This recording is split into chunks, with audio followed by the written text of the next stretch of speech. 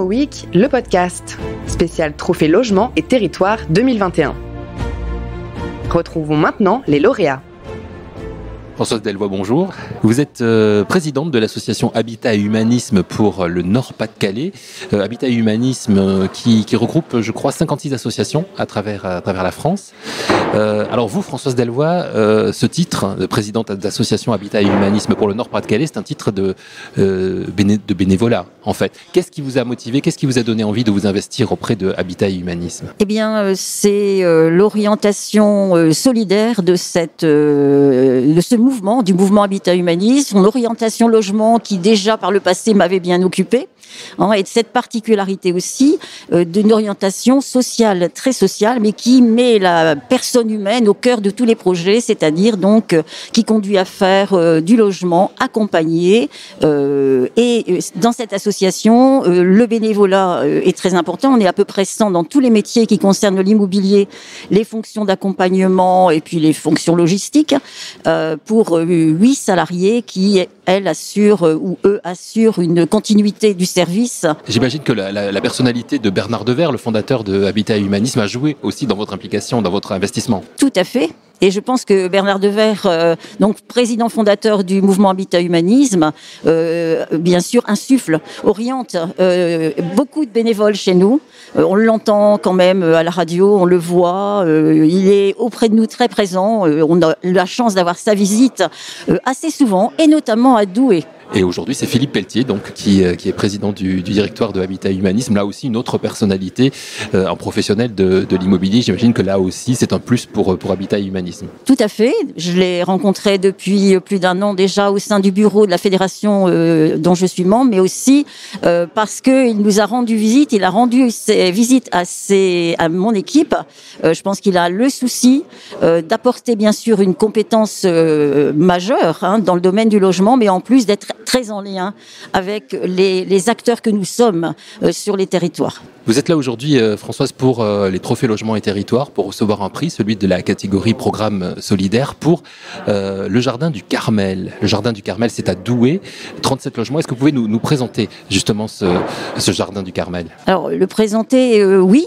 Pour l'instant, nous sommes à la phase de la construction, qui est en fait une opération de réhabilitation, qui est un véritable défi sur le plan autant technique que financier, puisque il faut réhabiliter avec les contraintes de l'ABF un bâtiment qui n'a pas vraiment beaucoup d'intérêt architectural, mais qui est très très présent au cœur de Douai. C'est un Carmel, au départ, c'est bien ça. C'est un Carmel, et donc la structure du Carmel, avec son cloître, son patio intérieur, au milieu d'un grand jardin, va être là, va trouver une nouvelle vie.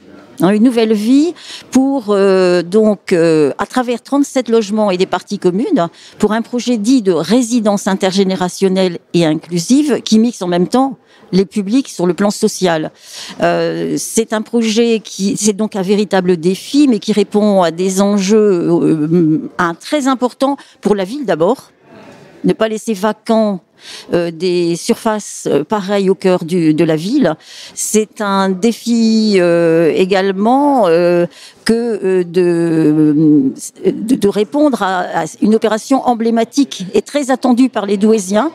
C'est à la fois un enjeu auquel il faut répondre, mais en même temps c'est une chance, parce que ça nous permet de mobiliser énormément d'acteurs, non seulement les acteurs institutionnels, qui notamment nous apportent des fonds, et la ville qui apporte son soutien dans tous les sens, mais aussi des Douaisiens qui sont très présents sur le plan associatif et sur le plan individuel pour nous accompagner dans le projet quand il sera en vie.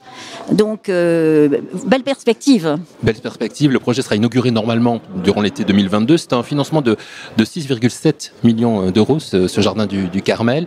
37 logements, je le disais. C'est un investissement aussi avec EHD, donc Entreprendre pour humaniser la dépendance. Ça veut dire quoi ? Ça veut dire qu'il va y avoir certains des 37 logements qui vont être réservés pour les seniors. Alors dans cet ensemble de 37 logements, 20 logements sont réservés aux seniors, avec sur des T2 et des T3 qui seront à des prix au mètre carré différents, puisque du fait de l'aide à la pierre, nous sommes orientés sur le PLAI, le plus et le PLS. Donc 3 niveaux de prix, ça permet de nous adapter donc à différents publics et d'accueillir même des personnes qui sont à mobilité réduite ou en perte d'autonomie tout simplement, puisque tous les logements de cet ensemble sont PMR.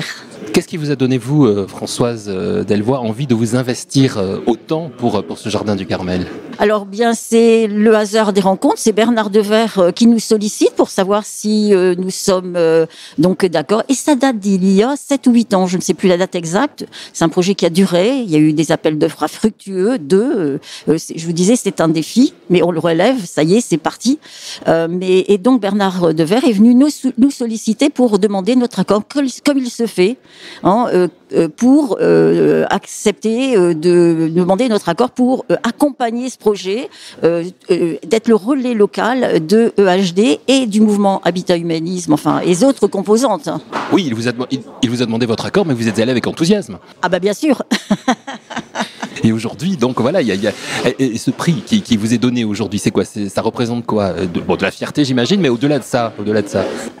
Alors bien sûr, ça représente une fierté pour tout le mouvement Habitat Humanisme, pour tous ceux qui travaillent, les salariés, les bénévoles très nombreux, qui travaillent sur l'ensemble des projets du mouvement, parce qu'il y en a beaucoup dans différents domaines, et plus particulièrement pour ceux qui ont œuvré pour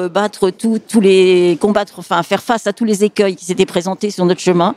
Voilà, donc oui, c'est très important. C'est aussi cet aspect solidaire qui compte à nos yeux, parce que du fait de nos publics, l'action est solidaire, du fait de l'investissement, de l'apport de fonds propres qui vient des investisseurs, des épargnants qui nous font confiance, et puis aussi parce que il y a cette grande mobilisation, voilà. Pour terminer, Françoise Delvoye, les projets d'Habitat Humanisme, des choses qui sont aussi pour le Nord-Pas-de-Calais, des choses en cours actuellement, au-delà du Jardin du Carmel ? Alors on est en effet en train de franchir une grande étape. Jusqu'à présent, on était plutôt orienté vers le logement diffus. Donc une petite maison par-ci, une grande maison par-là ou un appartement, donc acquis par notre foncière, géré par nos équipes. On a franchi le premier pas avec le Carmel de Douai, et dans la foulée, on a un autre projet de résidence intergénérationnelle inclusive à Sainte-Catherine, c'est-à-dire près d'Arras. Et on en a un troisième et grand projet dans le Vieux-Lille, rue Marachi. Là, c'est encore un autre défi d'une autre envergure. Voilà, ça veut dire que bien le chemin continue. Et puis la grande satisfaction pour nous tous de réussir à proposer plus de logements de qualité en lien avec les territoires. Voilà. Merci beaucoup. Merci d'avoir présenté ce Jardin du Carmel au micro de Imo Week pour ce podcast. Merci à vous. Merci.